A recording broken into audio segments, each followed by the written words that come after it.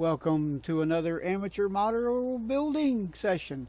As you can see from the box, I am doing the AMT AMTronic again. This is going to be a little bit different from other time-lapse builds because, well, it shouldn't be quite as long because I skipped a few steps in the proceduring thing. As you can see, the model is already painted at the start. I wanted to get that out of the way to make sure my paint job was at least decent. And I learned a valuable lesson that if you're going to paint a model before you build it, I need to invest in some white gloves because I had some issues later on down the road from handling some of the parts. I know. I learn as I go, and no one has ever told me anything about that. This was a model that I picked up to replace the one that I tried to build before, which did not go well because it was missing some key parts, and it had some like extra parts, which was kind of weird. Whenever I checked this model for the parts, I thought they were in there. And, well, they were in there, but apparently at some point the pieces I needed broke off the tree. And so when I got to the part where I needed them, I thought they were missing again.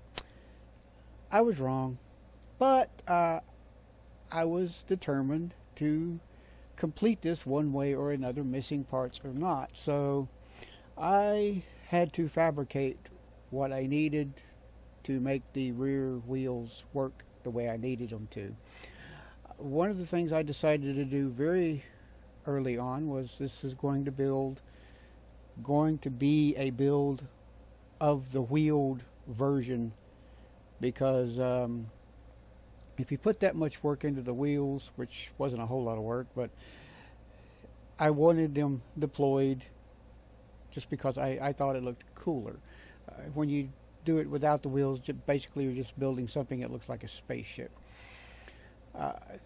I did a lot of the painting pre-hand, and as you can see, I'm putting together the cabin section of the car, of which I did not do the engine since I was going to build it as a wheeled version. You don't really need to put the engine in there because, well, you won't be able to see it. And once I closed up the what do you call those things? The wheel fairings that, as you can see, they're deployed there. And that part there I did not get in far enough, which kind of bugged me. My mistake on that. But once you close the wheel fairings on these, you're pretty much done. If you're going to open them again, you're risking damage to the wheel that mounts to the strut, which is held on by one single tiny plastic pin. That is the only place it is held on to put the glue on. And it can come off very easily with any stress whatsoever. So I should have done the video of the front cabin after I finished it right there, but it'll come up at the end of this with some showing stuff. So yes, I prefabricated my rear wheel struts and everything. I'll have some pictures of that where I showed where I built those and managed to get them in there to work. This is kind of like a fast build too, because I skipped a whole lot of stuff. The engine, now the rear engine of this was kind of a little bit of a gift because I had built the rear engine from my first model and it was just sitting in the box. So I pulled it out and decided I don't need to build another engine. So I used that engine from the first model. I just painted it up and made it cool looking, of which, once again, you're not going to see a lot of that engine once you close the back canopy. Even when it's open, it's a little hard to see. But that's okay. I know it's there.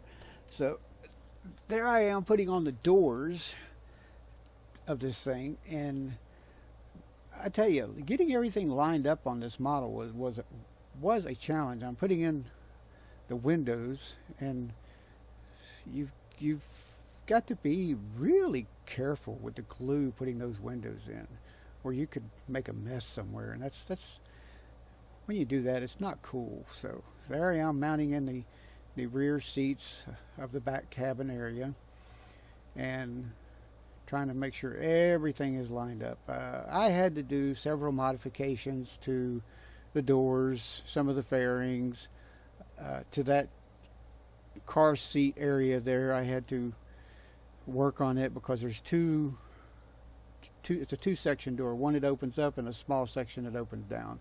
And if you want all that stuff to work right, it's got to be just so. The rear fairing over the wheel there was never going to be closed, so I just went ahead, didn't worry about the way it was going to look open. I just made sure it was open in the right area, and putting on the back hinge for the engine cover there, making sure everything's once again lines up and the thing opens and closes at least the way it's supposed to. I spent a lot of time painting stuff in here I really didn't need to paint. So I'm about to attach the body together. This was getting fun, and it was going together. Once I got everything lined up, it was going together really well. Body didn't go together quite as well as I would like. There was like one middle section that kept trying to pop loose. So, but I got it together, and the wheels deployed, stay deployed, even with my build that I did on the rear support axle, which turned out okay. Now this is the only time you'll ever see this. These wheels deployed, obviously no glass, no engine, no door over the engine compartment. So, and no tail lights, because obviously didn't need those because I'm about to attach everything together. But I spun it around, and on my little Lazy Susan thing that I can now use to do a good 360 of the model. Paint job turned out fairly well. I amateur modeler, amateur painter, so it was, I liked it. It was good enough to make me happy. That is a translucent canopy, so some of that translucent paint didn't quite cover, and I like the way that kind of turned out. That turned out, I like it. I was pleased with the way that turned out. So after this short spin of the front cabin, we will get to the back area, and you can see, well, you can't see. I really should have taken a picture of it, but there's actually a double-sided TV thing in the roof section of the back canopy, or the roof of the back section.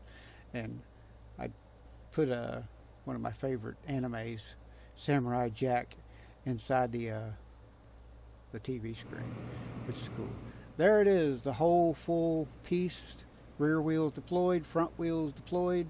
Everything works as far as the door hatches and stuff go. And that not a lot of friction holding that front wheel in. So if you were to move it it comes loose, and you have to pull the wheels back out to make it sit up properly. Coming up is the open view of everything that I managed to make work and kind of line up good. See the TV screen up in the top there? You can't see it, but Samurai Jack is on that TV screen.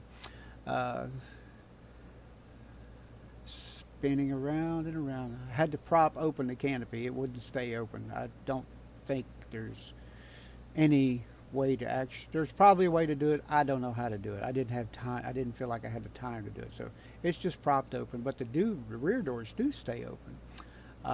And the hatch over the engine compartment, it will stay open too if you do it just right. I'm going to try to lower the camera to get a view of the twin turbine engines that turn a transaxle, which sends this futuristic car down the road. But I didn't get low enough to get a good shot. I do have some pictures of the engine coming up in just a few seconds. I did want to take some pictures of those because I knew once it was in there, and you can't see it. There it is. Look at that. I painted it up nice. It looks pretty decent. So I was happy with it. Okay, coming up are just some stills of the outside, and once we get past all that, I think this video is done. So hey, thanks for watching my build of the AMTronic, and when you go get one, just remember, it's a challenge to build. That's the diorama that comes with it. I just did that one deal and we're good. Hey, thanks for watching the video. I'm glad this was a short one, so have a good day.